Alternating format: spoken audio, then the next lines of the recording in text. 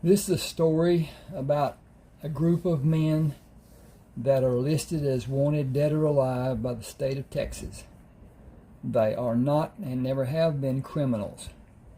There was some domestic violence by one of them. His name is Kiowa Bennett, and he and Cullen Allen are directors, you might say, of the men. And it's a mutual understanding as to what they do, how they live, where they live, and how they garner money to be able to live. It goes into detail about their exploits with the criminal elements of Native Americans who are hostile toward all whites, even though these men are partial Indian, partial white. They are considered to be breeds, and they are hated. And that's part of the reason that they are on the wanted list. But at any rate, the one that I spoke to you about before, Cullen Allen, is stepson of Joshua Kramer. I depict Joshua in 3 different sections, 3 different novels, and this is fiction. All of my work is fiction. And I got the different members operate in the confinements of the novel, and personalities and abilities and whatever come into play, keeping them together and working in the same direction, working to have what they need. And I don't want to give too much, and also tell you this is the morning of July the 5th, and there's still fireworks going on around this community. It's a mobile home community, and it's not someplace I want to continue living, but that's another story. At any rate,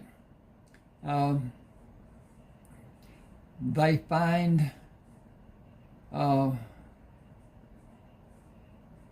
love lives, as far as that goes, different women, and that's chronicled.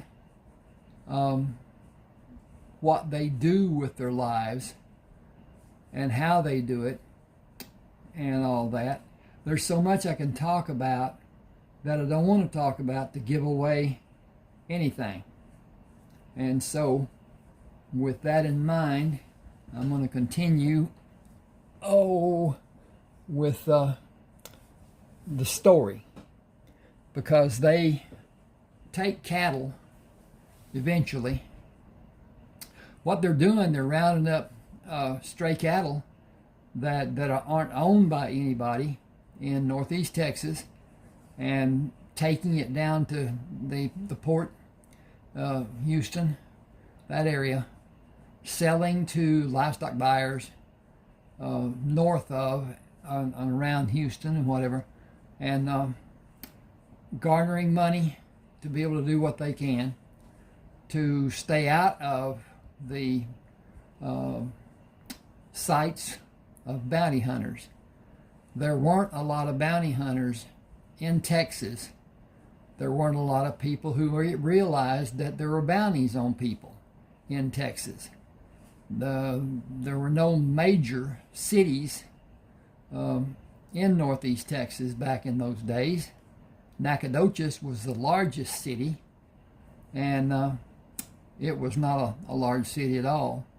Shreveport, Louisiana was not far across the border. It had a river. It had riverboat traffic, and they sold to a riverboat captain that came up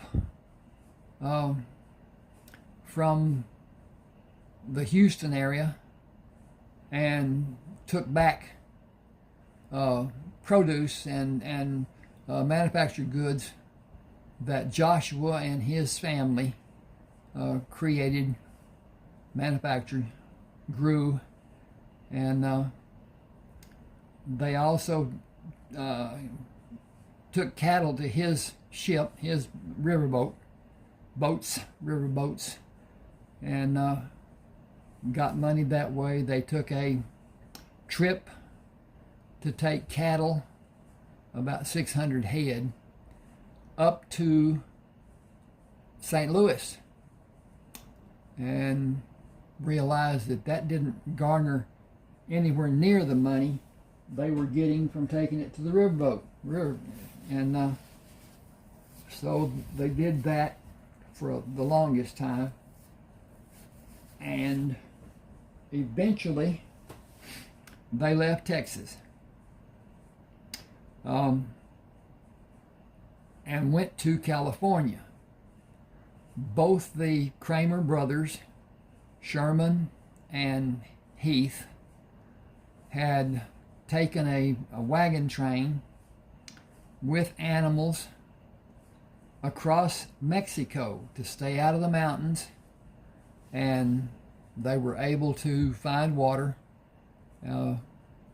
Some of it was below ground and needed to be dug, and gotten a small well, more or less, just let the water come up.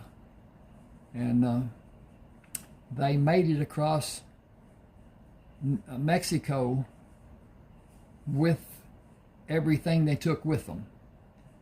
Didn't lose a head of cattle, didn't lose anything. But when they got there, they didn't know where they were. They didn't know what their life would be. They did not know where Sherman and Heath were. The plan had been that they would, Heath and Sherman would go to San Francisco and then come across the bay and establish a business there. They did not know at the time what it would be. They thought it would be drayage, hauling whatever from there to Sacramento or wherever. And realize this is fiction. All of my work is fiction. And there's almost 31 stories now. I'm in the last chapter of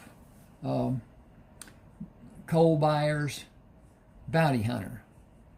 And it will be finished in the next week or so.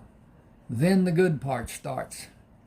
Doing all the changes, all the rewrites, all the editing, and fleshing out and whatever.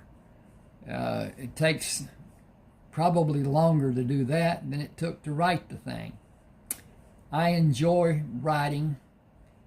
I enjoy the storytelling. I enjoy envisioning how things would be back in those days, and what the abilities were that people had back then that we don't develop anymore. And the Indians did. The American Indians, to a degree, all worked on sensory perceptions and were able to use them to their advantage.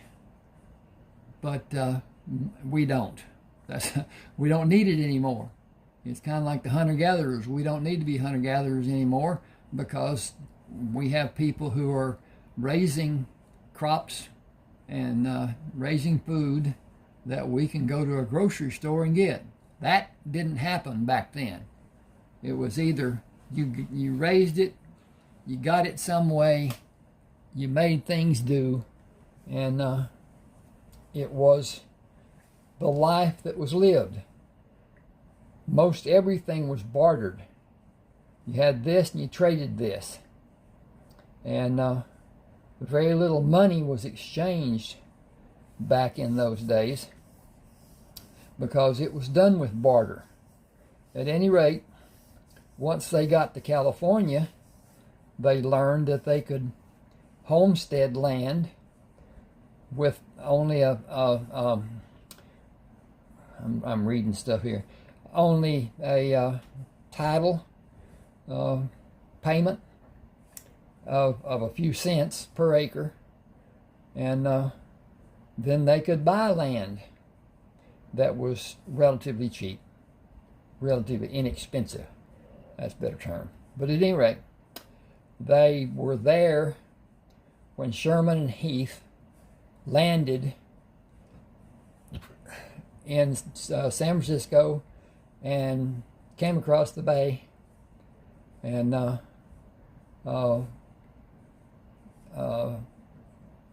Alan's wife, one of them, well, Alan or Kiowa Bennett, I'm not certain which one it was. I think it was Kiowa Bennett's wife, sent a letter to Sherman at the post office box where he would get it, and telling him where they were,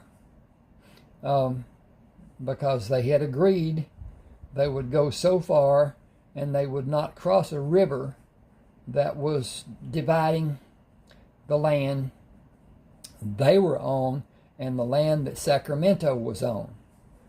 So it was relatively easy for Sherman to send a messenger and get in touch with the Kinsman tribe. They were then free. There was no bounty that was honored in California from any state. And then if you want to look, this book can be purchased on Smashwords. Things have changed on Smashwords since I published on it. It has gone to a storefront instead of a publishing company and distributor. They still distribute, no longer publish, but at any rate, 30 books on there. You can look for Kinsman Tribe, Part 1 or whatever. You can look for Kinsman Tribe Part 2. You can look for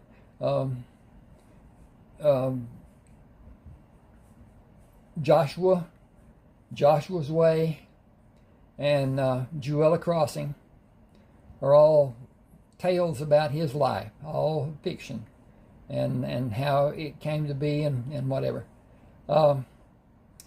Then let me get my thoughts gathered here. The processes that Sherman and Heath go through in their voyage, leaving South Texas, going around in the Strait of Magellan, South America, coming up the side of I got Lisbon on my mind. Chile, the long coast of Chile on the west side of South America, and then he went into 3 or 4 different ports there in Central America and San Diego, and then up to San Francisco. And it's an interesting tale, but then again,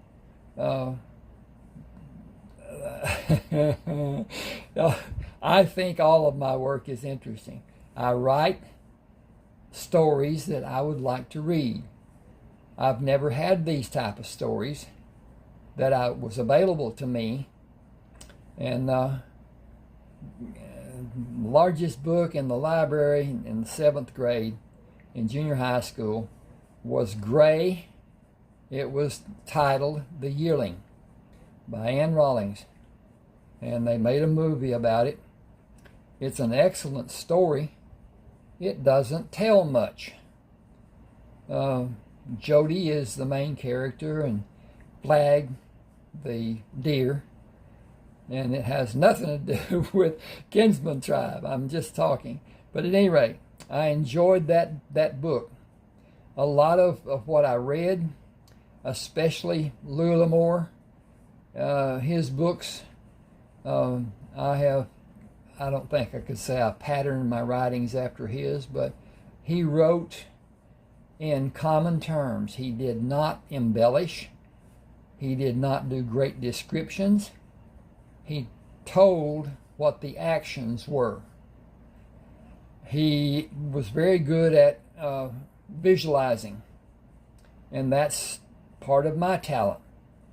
I can visualize where this tribe is stationed, that you can see there, with the wagons, the cattle, the horses. That group of men lived that way. They took care of their business. They took care of the attacks that were set up for them. I don't want to get into telling too much. Get the book, read it, enjoy it. Then the second part is what their lives were after they went to California, and the things that they did then, because they were much more different than what the part one talks about. And probably not even going to get into describing part two very much, because it is not as flamboyant, I guess you would say. They weren't attacked by people. They were busy digging gold, and that's the auspices of Sherman and what they did after that. At any rate, I'm going to kick this off. Do subscribe to my channel. Do like this video. Tell me what you think. Tell me what you want to read. Tell me whatever. And we'll communicate as best I can. Sometimes I don't even see the comments that are done on the books. I see them on the content page of my YouTube channel by numbers. This one had 17, this one had 24, but I don't see them. I can't get to them in most cases.